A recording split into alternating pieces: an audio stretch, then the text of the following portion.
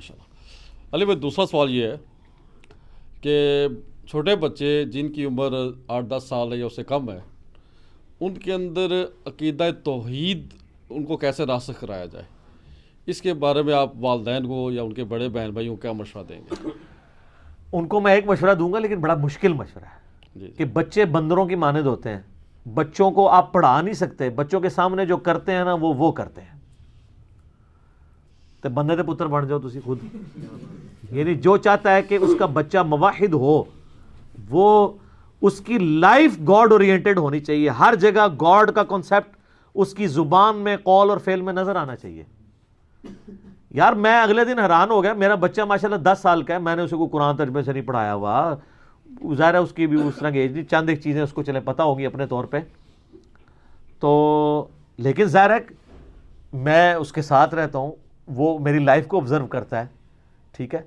تو وہ ہم نعتیں یہاں پڑھواتے ہیں نا، تو مجھے اگلے دن کہنے لگا کہ بابا یہ نعتوں میں اتنا شرک ہوتا ہے، تو آپ بھی ذرا دیکھ سن کے نعت پڑھوایا کریں. ماشاءاللہ.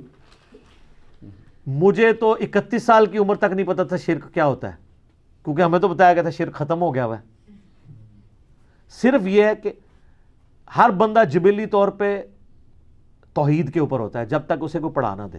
کئی ایک چیزیں ہیں جو جبل نہیں ہیں. میں آپ کو بتاؤں، میں ایف ایس سی کا اسٹوڈنٹ تھا تو میں زور اثر کے اندر امام کے پیچھے سورہ فاتحہ پڑھتا تھا، سورت بھی پڑھتا تھا.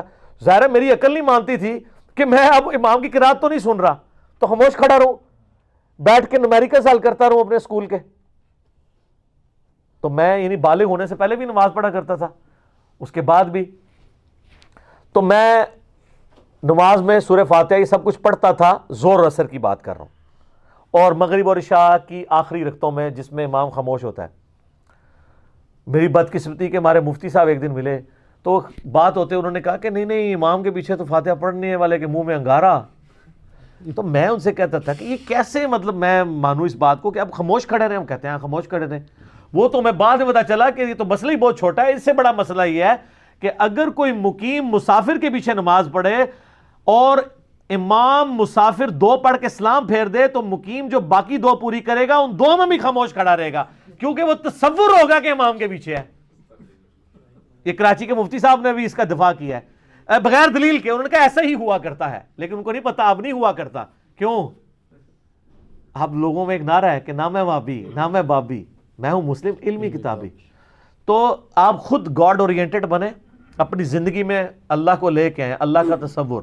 اور لوگوں سے جب بات کریں، گھر والوں سے بات کریں، تو خدا اس کے اندر جھلکے. نبی علیہ السلام کی ہر چیز اللہ کے گرد تھی. ہم لوگ تو اللہ کو نکال کے انڈرسٹوڈ ایک اخلاقیات میں باتیں کر رہے ہوتے ہیں. ہمیں اپنے بچوں کو ہر معاملے میں یہ کہنا چاہیے کہ اللہ ناراض ہوتا ہے، اللہ کا یہ حکم ہے. صحیح بات. اس طرح. اور ان کو بتائیں کہ بھئی میں تو اپنے بچوں کو کہتا ہوں کہ میرا تو دل کرتا ہے تو تمہاری حرکتیں تمہارے منہ پہ تھپڑ ماروں، لیکن نبی علیہ السلام نے چہرے پہ مارنے سے منع کیا ہے. لیکن میں کیا کروں، میرا غصہ ٹھنڈا نہیں ہوتا جب تک منہ نہ توڑوں تمہارا. لیکن میں بچتا ہوں کہ نبی علیہ السلام نے چہرے پہ مارنے سے منع کیا ہے. تو ہر چیز نبی علیہ السلام، اللہ تعالیٰ اس کے فرامین کے گرد اورینٹڈ ہو، تو پھر آپ دیکھیں گے کہ آپ کو سکھانے کی ضرورت نہیں پڑے گی، خود بخود بچے سیکھیں گے. اور ایون آپ کو، کیونکہ وہ جبلت کے اوپر ہے. اگلے دن مجھے میرا بچہ کہتا ہے جی وہ بابا جو میرے لیپ ٹاپ پہ تو عجیب و غریب قسم کی گندی تصویریں آ جاتی ہیں، تو فرحان انکل آئے تو مجھے یہ آپ نے نا نکلوا کے دینی ہے. میں نے بڑی کوشش کی ہے. تو میں نے تو اس کو کہا یہ گندی تصویریں ہوتی ہیں جو سائڈ پہ اشتہار کھل جاتے ہیں. اس کو تو ابھی اس کی عمر بھی اتنی نہیں ہے کہ اس کو سیکس کے والے سے ایجوکیشن بھی ہو، لیکن جبلت پہ انسان ہوتا ہے. تا وقت ہے کہ کوئی جبلت آپ کی بگاڑے نہ. جو بخاری مسلم میں حدیث ہے کہ ہر بچہ فطرت پہ پیدا ہوتا ہے، اس کے ماں باپ اسے یہودی، عیسائی اور مجوسی بنا دیتے ہیں. سر قیامت مضمر ہے اس حدیث کے اندر، ٹھیک ہے. تو فطرت پہ ہوتا ہے. تو اس کے لیے سر بہت آسان کام ہے، لیکن دنیا کا مشکل ترین کام ہے کہ اگر آپ چاہتے ہیں توحید راسخ ہو تو آپ خود توحید پہ ہوں، گاڈ اورینٹڈ ہوں. اور پھر ذرا شعور کی عمر میں آئے نا، قرآن پڑھائیں. اور مولانا مودودی کی ایک کتاب ہے دینیات، سر کمال کتاب ہے. بلکہ عمر بھائی کو تو پتہ ہی ہے، آپ لوگوں نے تو اپنے کورسز میں پڑھی ہوگی. جیل مکتب اسکول میں پڑھائی جاتی تھی یہ کتاب اس زمانے میں. انڈیا میں تو اسکولوں کے اندر دینیات پڑھائی جاتی ہے.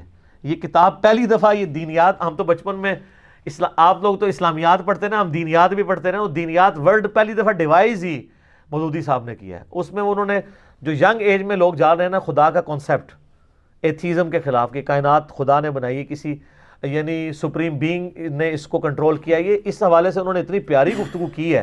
اس کا PDF بھی ہم نے اپنے گروپ میں شیئر کروایا تھا. چھوٹی سی کتاب ہے, کمال کتاب ہے, وہ پڑھنے کے لیے دیں تو کانسیپٹ کلیئر ہوگا. لیکن کتابی باتیں کتابوں میں رہ جاتی ہیں جب تک آپ پریکٹیکلی خود گاڈ اورینٹڈ نہیں ہوں گے. جو ماں باپ خود سگریٹ, مجھے ابھی کل بچہ میرا بتاتا ہے کہ جو بابا میرا ایک دوست ہے کلاس فیلو, تو وہ کتنے عرصے سے سگریٹ پی رہا ہے, تو گھر سے وہ پیسے مانگ کے لے کے جاتا تھا ماں باپ سے کہ جی آج مس نے اس کام کے لیے مانگے ہیں, اس کام کے لیے, وہ چھوٹا بچہ وہ سگریٹ پیتا ہے. تو وہ پھر دکاندار نے شکایت کی کہ آپ کا بچہ سگریٹ پیتا ہے, تو باپ نے اس کو پھر مارا.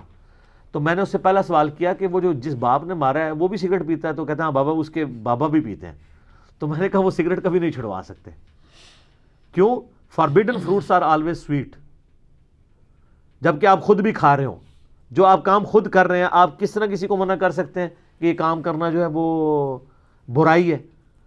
وہ کہتا ہے یہ کر رہے ہیں تو پھر مجھے کس طرح روک رہے ہیں؟ جو مائیں خود نماز نہیں پڑھتی, جو باپ خود جمعے کی نماز کے لیے بھی نہ جائیں, وہ اپنے بچوں کو کہے کہ بچہ نماز پڑھو. تو یہ اسی طریقے سے ہے جیسے ٹی وی پہ آ کے بڑے بڑے لوگ ہمیں اخلاقیات کا درس دے رہے ہوتے ہیں اور خود زندگی میں انتہائی بد اخلاق لوگ ہوتے ہیں. وہ بس یہ اسی طریقے سے ہے. کتابی باتیں کر کے سائڈ پہ ہو جائیں, پریکٹیکلی خود اپنے اوپر طاری کریں اس چیز کو. اور قرآن سب سے بہتر کتاب ہے کسی کو توحید سکھانے کی. قرآن جس جاہو جلال سے سٹارٹ ہوتا ہے اینڈ تک وہ تو سب کچھ گاڈ کے گرد گھومتا ہے, اللہ کا تصور. اور اس کے لیے کوئی اللہ کی ضربیں مارنے کی ضرورت نہیں ہے, کوئی سبحان اللہ کی تسبیح پڑھنے کی ضرورت نہیں ہے. پہلے کانسیپٹ کلیئر ہو, ایک فیصلے کی ضرورت ہے, باقی چیزیں بعد میں آتی ہیں. ٹھیک ہو گیا جی؟ جزاک اللہ خیر.